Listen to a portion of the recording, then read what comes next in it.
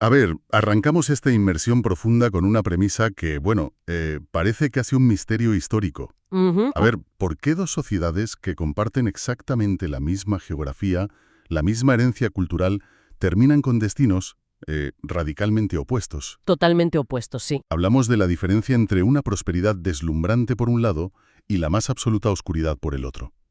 Y para desentrañar esto, vamos a explorar la síntesis y el inmenso legado de Friedrich Hayek, Eso es. cruzando sus perspectivas económicas con su profunda filosofía de la libertad, porque el objetivo hoy es destilar cómo las ideas de este economista austriaco del siglo XX ofrecen un mapa sorprendentemente preciso, Muy preciso. un mapa para entender las fracturas de nuestra civilización actual y para identificar las amenazas modernas que se ciernen sobre ella. Pues, a ver, el punto de partida esencial para entender esta dicotomía es reconocer que el desarrollo económico y la libertad individual no son, digamos, conceptos abstractos de un seminario universitario. Claro, Son fuerzas tangibles que determinan literalmente si una persona tendrá comida en su mesa o si vivirá aterrorizada bajo el yugo de un gobierno. exacto. Al cruzar la teoría económica con la historia real, queda clarísimo que las ideas de Hayek van mucho más allá de un simple debate sobre tipos de interés o inflación. Son un diagnóstico integral sobre la supervivencia de los valores centrales de Occidente. Y el llamado logro de Hayek es precisamente ese salto. Sabemos que ganó el Premio Nobel de Economía en 1974 por sus investigaciones en teoría monetaria, pero su verdadera singularidad fue no quedarse ahí, No, que va. no quedarse en la economía pura y dura, sino convertirse en un auténtico filósofo de la libertad.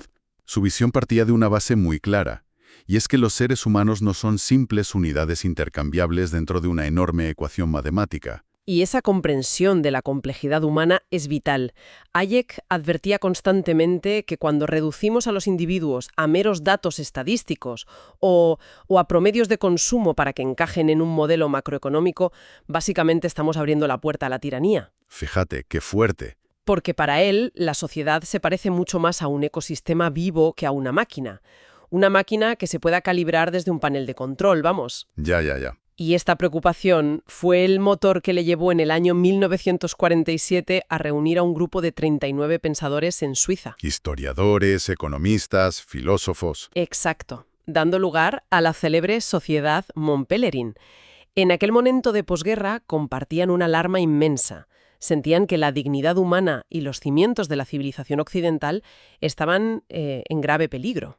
Sí, ante la expansión implacable del poder estatal arbitrario. Y vale, vamos a desgranar esto un poco porque el gran enemigo intelectual en esta batalla era lo que Hayek denominaba el constructivismo. ¿O el mal francés? El mal francés, eso es. Rastreando sus orígenes filosóficos hasta figuras como Descartes o Rousseau. Y el constructivismo es, en esencia, la creencia profundamente arrogante de que la sociedad puede ser diseñada, planificada y controlada desde arriba por un comité de expertos. Ujú. Es la ilusión de que podemos crear un orden social perfecto a través de la ingeniería social. Y esta falacia fue el andamiaje ideológico del socialismo y de todas las políticas de planificación central del siglo XX. Totalmente. Lo que Hayek llamaba la pretensión de conocimiento es pensar que una sola mente o un pequeño grupo de burócratas puede poseer toda la información necesaria para organizar la vida de millones de personas. Es que es imposible. Claro, el mundo es infinitamente complejo y el conocimiento está disperso. Cada individuo tiene información única sobre su entorno, sobre sus habilidades, sus necesidades diarias. Intentar centralizar eso inevitablemente requiere el uso de la coerción. ¿Sí? De hecho, aquí el economista Thomas Sowell aporta un matiz brillante al analizar corrientes como el keynesianismo. Ah, sí, la influencia de Keynes. Sowell sostiene que el mayor impacto de pensadores como Keynes no fue necesariamente una política fiscal concreta en un año determinado, Vale. sino cómo sus ideas alteraron las actitudes generales de la clase política. Crearon un marco mental, una especie de justificación permanente para que la intervención constante del Estado se viera como la solución por defecto a cualquier problema. Y aquí hago un inciso rápido porque, por supuesto, nuestro propósito al analizar este debate histórico en esta inmersión no es tomar partido por ninguna de estas corrientes, Para nada. sino simplemente exponer cómo se configuró esta batalla de ideas y las inmensas repercusiones a largo plazo que tuvo para la sociedad. Eso es. Pero claro, Visto desde fuera, la planificación central suena atractiva, suena a orden, a que alguien está al volante. Y si rechazamos la idea de un planificador que mueva los hilos desde arriba, lo que uno esperaría de forma intuitiva es el caos absoluto. Claro, el desastre. Entonces, ¿cómo es posible que el mundo funcione y progrese sin nadie al mando? Y esa es la gran paradoja que resuelve el concepto más fascinante de Hayek, que es el orden espontáneo. Él popularizó un término de origen griego, catalaxia, que tiene una dualidad maravillosa. Cuéntanos. Significa intercambio, pero también significa convertir a un enemigo en amigo. Qué bonito eso. Sí, describe el mercado no como un juego de suma cero o un campo de batalla, sino como un inmenso y silencioso sistema de comunicación impersonal. Funciona a través de los precios, permitiendo que millones de personas que jamás se conocerán coordinen sus necesidades de forma pacífica y eficiente. El orden espontáneo es comparable a un idioma, si lo piensas. Nadie se reunió en un comité hace 1000 años para inventar el español con todas sus reglas gramaticales y su vocabulario. Evolucionó espontáneamente, destilando el conocimiento de millones de personas a lo largo de los siglos. Exacto. Y el sistema de precios hace exactamente lo mismo con la información económica. Transmite señales sobre la escasez y la demanda de forma instantánea. Es una analogía perfecta. Si el precio del cobre sube, un electricista en Madrid no necesita saber que ha habido una huelga en una mina en Chile. Ni leerse las noticias internacionales. Para nada. Simplemente ajusta su comportamiento, busca alternativas, guiado por esa señal del precio.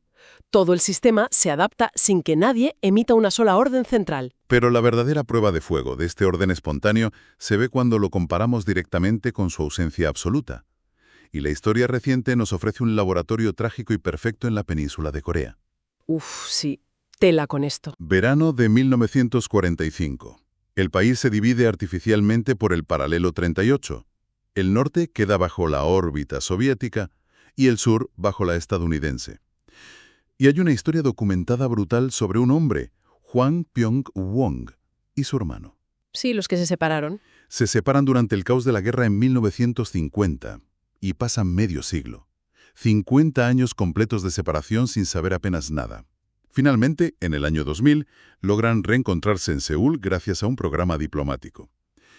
Y resulta que el hermano que se quedó en Corea del Norte es médico de la Fuerza Aérea. Que no es cualquiera, vamos. Claro, no es un ciudadano de a pie, pertenece a la élite técnica y militar de la dictadura. Sin embargo, los detalles de ese reencuentro son escalofriantes. Sí, porque el contraste físico y psicológico en ese momento capta a la perfección el impacto del diseño institucional. A pesar de ser un profesional de alto rango, el hermano del norte vive en un estado de precariedad y terror constantes. Madre mía. Durante la visita, fíjate, no tiene ni un teléfono propio. Cuando Juan intenta darle dinero para ayudarle, el hermano lo rechaza en pánico, sabiendo que el gobierno se lo confiscaría inmediatamente en la frontera y probablemente tomaría represalias contra su familia. ¡Qué barbaridad! Y hay un detalle desgarrador. Juan se da cuenta de que el abrigo que lleva su hermano está desgastado, es muy fino, e intenta intercambiarlo por el suyo, que es mucho más grueso y abriga más. Claro, lo normal entre hermanos. Pues la respuesta es desoladora. El hermano le explica aterrado que no puede aceptar el cambio, porque el abrigo que lleva ni siquiera es suyo. Es un préstamo temporal del gobierno norcoreano emitido exclusivamente para dar buena imagen durante ese viaje al sur. Es increíble. Es un hombre delgado, nervioso, que no para de mirar a su alrededor, consumido por el miedo a ser escuchado por micrófonos o espías. Es la destrucción de la dignidad humana materializada. En esos 50 años, Corea del Sur, adoptando lo que la teoría económica denomina instituciones inclusivas, transformó una nación agraria devastada en una potencia tecnológica mundial. Sí. Y estas instituciones se basan en garantizar la propiedad privada, fomentar la innovación e invertir en educación. Básicamente crearon el marco legal seguro para que el orden espontáneo de Hayek pudiera florecer, llevando su nivel de vida a equipararse con el de países como España o Portugal. Mientras tanto, al norte del paralelo 38, el sistema Juche, instaurado por Kim Il-sung, aplicó el constructivismo en su forma más extrema y letal. Radical. Abolieron la propiedad privada, erradicaron cualquier forma de mercado libre e impusieron instituciones extractivas, instituciones diseñadas únicamente para concentrar todo el poder y los recursos en la cúpula del partido. Y el resultado lo conocemos todos. Hambrunas masivas, miseria estructural, la famosa fotografía satelital de la península de noche lo resume visualmente mejor que cualquier ensayo. El sur es un resplandor vibrante de luz y actividad. Y el norte es un inmenso y absoluto agujero negro, literalmente oscuro. Así es. Y aquí, claro, es donde se pone realmente interesante la cosa, porque surge una pregunta que desafía el sentido común. Si las instituciones inclusivas generan tanta luz, tanta riqueza y tanta innovación, ¿por qué no todos los líderes del mundo deciden adoptarlas? Buena pregunta. Si uno lidera una nación empobrecida, lo lógico sería querer copiar el modelo de Corea del Sur. ¿Por qué una élite elegiría deliberadamente mantener a su propio país en la pobreza y la oscuridad? Pues porque el crecimiento económico no es un proceso pacífico ni armónico. Y esto nos lleva a un concepto clave de otro economista, Joseph Schumpeter, que es la destrucción creativa. Vale. El progreso funciona destruyendo lo viejo para dar paso a lo nuevo. Una nueva tecnología, una nueva industria, genera prosperidad a nivel general a largo plazo, pero en el corto plazo crea perdedores muy concretos. Claro, empresas que quiebran y demás. Exacto. Arruina monopolios establecidos, desmantela las estructuras de poder tradicionales. Para un líder absolutista, el crecimiento económico es aterrorizante. Porque la prosperidad crea una clase media independiente. Eso es, una clase con recursos, con educación y, eventualmente, con la capacidad de exigir derechos políticos y democracia. Por tanto, las élites extractivas prefieren reinar sobre un país pobre y controlable que arriesgarse a perder su poder absoluto en un país rico. Y ese miedo a perder el control explica comportamientos históricos que de otro modo parecerían absurdos. O sea, irracionales. Pensemos en los luditas en Inglaterra, ya por 1753, que quemaron la casa del inventor John Kay porque sus nuevos telares amenazaban el trabajo manual tradicional. Sí. Esa es la resistencia a pequeña escala. Pero a nivel estatal, el freno al progreso es sistemático y letal.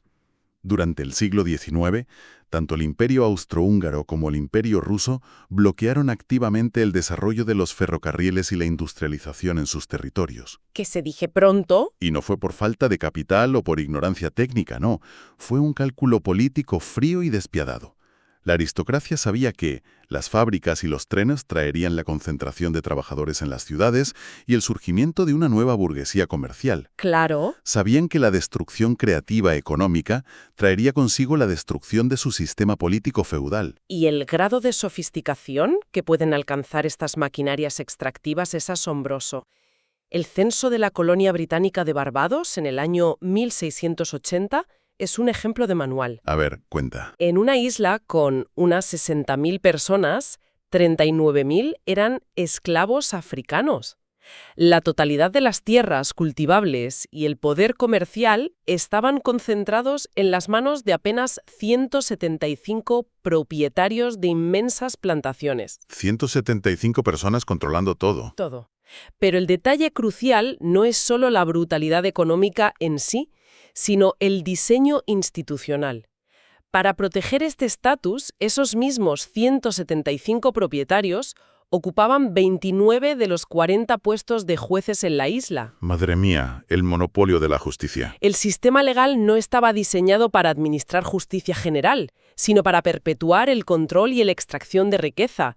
Tenían derechos de propiedad muy estrictos, sí, pero estaban blindados y eran exclusivos para una élite minúscula. Esa continuidad en el diseño de la miseria se ve de forma aún más trágica en la historia del Congo. Previo a la época colonial, el rey del Congo operaba bajo un sistema de extracción brutal y caprichoso. Tenía el poder absoluto de fijar impuestos aleatorios.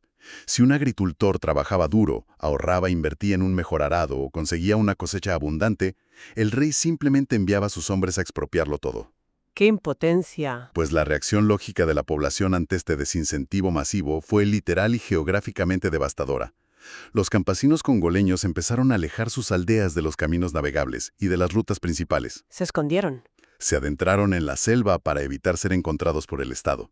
Se vieron obligados a elegir una economía de pura subsistencia y aislamiento extremo solo para sobrevivir al saqueo. Y lo más descorazonador de todo esto es ver cómo la independencia política en el siglo XX no cambió para nada la naturaleza extractiva de las instituciones. Siguieron igual. Bajo la dictadura de Mobutu Sese Seko, Sí. el Estado operaba exactamente con la misma lógica absolutista.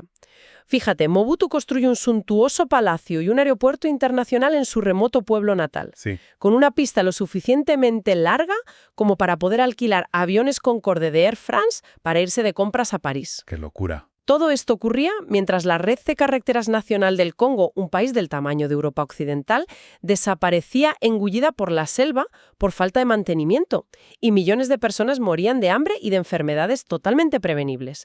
Es la demostración empírica de que el poder político irrestricto aplasta cualquier semilla de orden espontáneo.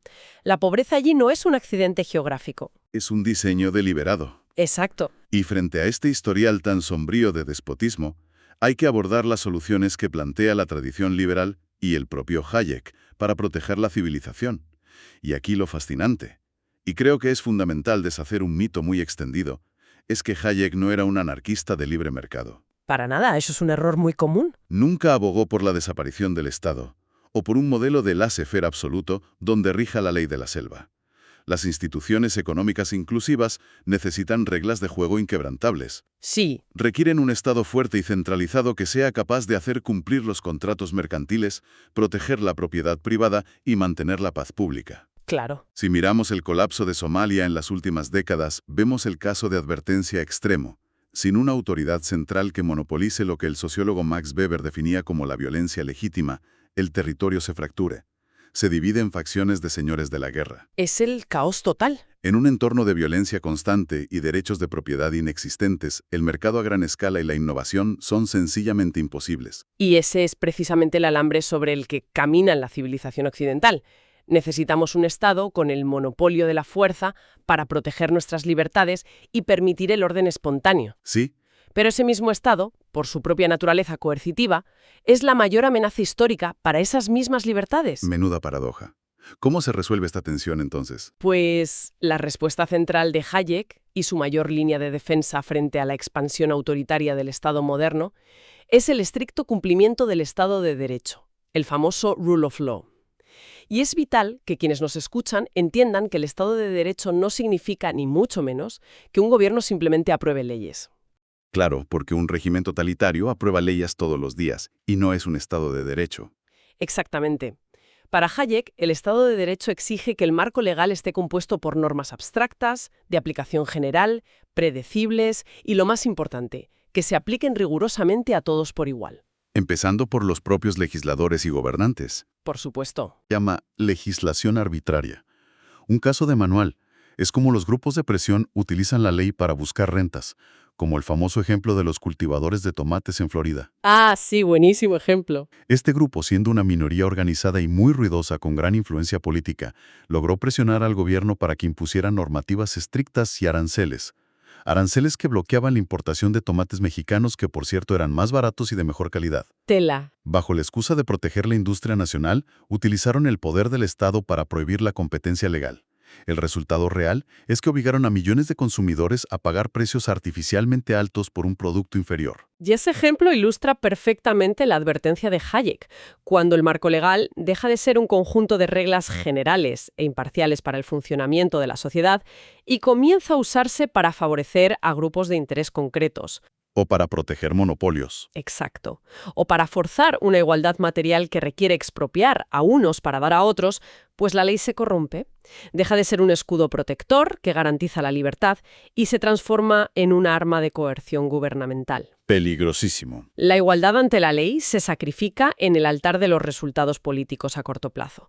Y una vez que se acepta que el Estado puede usar la ley para discriminar arbitrariamente entre ciudadanos o empresas, los cimientos morales de la sociedad libre empiezan a desmoronarse. Bueno, si recogemos todo este recorrido y destilamos la importancia contemporánea del pensamiento de Hayek, la lección es profunda y a la vez urgente.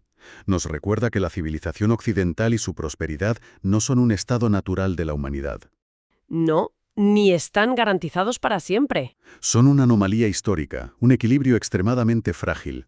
Nuestra sociedad florece gracias a la capacidad de millones de personas para cooperar voluntariamente bajo reglas abstractas, no mediante la gestión milimétrica de burócratas iluminados. Así es. Las instituciones inclusivas son el motor que genera la riqueza, pero la libertad individual férreamente protegida por un auténtico Estado de Derecho es el único sistema que evita que ese motor sea desmantelado por quienes ostentan el poder. Totalmente. Y, bueno, como reflexión final, y conectando la advertencia histórica de Hayek con el filo de la modernidad tecnológica, cabe plantear un escenario que a mí personalmente me parece inquietante. A ver. Si hemos establecido a lo largo de este análisis que el milagro de nuestra civilización reside en un orden espontáneo e impredecible, totalmente ajeno al cálculo de cualquier comité, ¿cómo encaja esto con nuestra obsesión moderna por los algoritmos predictivos, la recolección masiva de datos y la inteligencia artificial?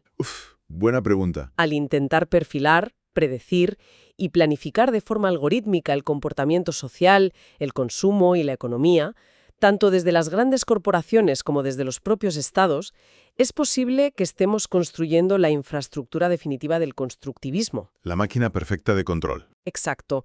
De forma inadvertida, impulsados por la conveniencia tecnológica y la eficiencia, podríamos estar caminando de vuelta hacia ese tribalismo, ese control absoluto y esa planificación asfixiante de la que Hayek intentó con tanta vehemencia prevenirnos. Pues es una disonancia fascinante, sobre la que merece la pena y mucho detenerse a pensar. Agradecemos inmensamente a nuestra audiencia que nos haya acompañado en este exhaustivo análisis de ideas hoy. Ha sido un placer. Confiamos en que esta inmersión profunda haya aportado herramientas no solo para interpretar los ecos del pasado, sino para examinar críticamente las narrativas del presente, cuestionando siempre el poder, el diseño de nuestras instituciones y la naturaleza esencial de nuestra libertad. Hasta la próxima conversación.